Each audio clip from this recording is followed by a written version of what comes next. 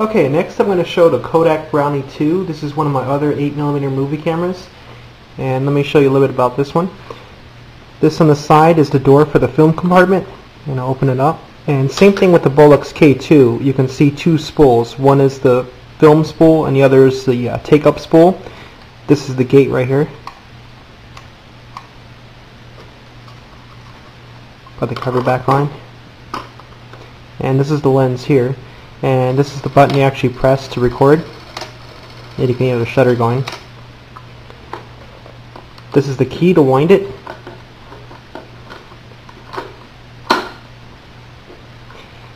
This style right here is the aperture. This is how you set the f-stop. And I don't know if you can see the numbers, but those are the f-stops.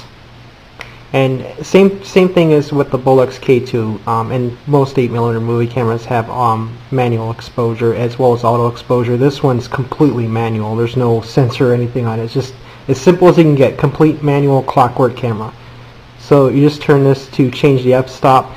And in fact, it doesn't even have a viewfinder. You just kind of look through this sight right here. You just line your camera up and look through that sight, and that's how you aim where you want to record.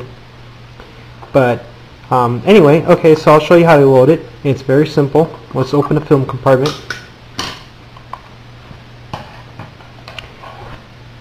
Okay, so we take the spool of 8mm film, and the other thing I forgot to mention on the first part was that this is actually what's called double run 8, which means you run the film through the camera one way, and then when you reach the end of the spool, you can flip it over and you run it through the camera again on the other side. So basically what happens is one edge of the film gets recorded or exposed, and then the other edge of the film gets exposed. When you send it to the lab to get developed, they actually split it down the middle. They slit it down the middle and then splice the film together. So this is a 25-foot roll of film, and then when the lab develops it, and then they splice it together into a 50-foot roll of film. So let's see if we can put this in the camera now. And same thing as before, let's wind it up first.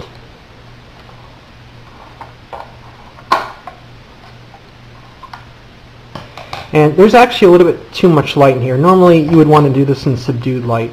Like I said, that's like if you're outside, at least go under the shade of a tree or go inside and turn the lights down or something. It doesn't have to be totally dark. You just don't want it real super bright. So, okay, we'll put the spool of film in the first spool here. Okay, and same thing as before. You want the emulsion side facing the lens. That's the light brown side here. And this one's actually really simple. You just put it in here, and you can see this tab. Let me see if I can get my hand out of the way, but there's this little tab right here, and you just pull that back, and that's how you get the film into the gate.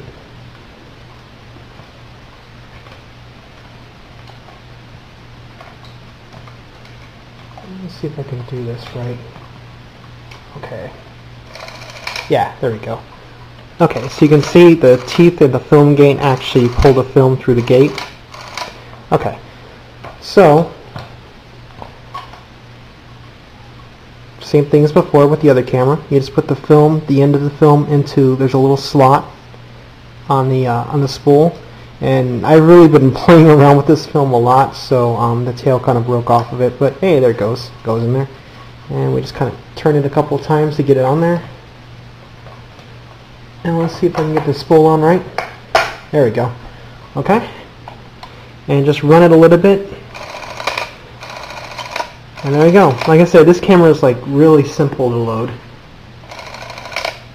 Okay, now that's actually enough. If you were doing this for real, you would only run it just for a little bit, just to get a couple of turns on the spool. And then put the cover back on.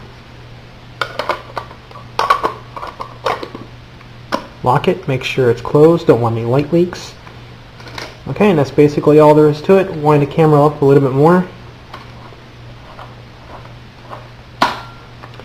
And that's it. You're all set. You're all ready to go. And these little Kodak Brownie cameras are pretty cool. They actually have a really distinct sound to them. It just sounds like a distinctive mechanical movie camera. It's pretty cool.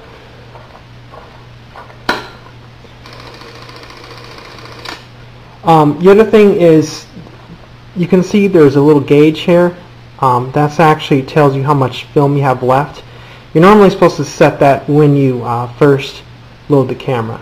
You set it to 0, and then as it runs, it counts down the number of feet you have left in the film. But the thing with this is you'll know right away when it gets to the end of the film, it starts to sound different. You'll hear the camera will start running faster, and you can tell when it's empty. But that's basically what it is.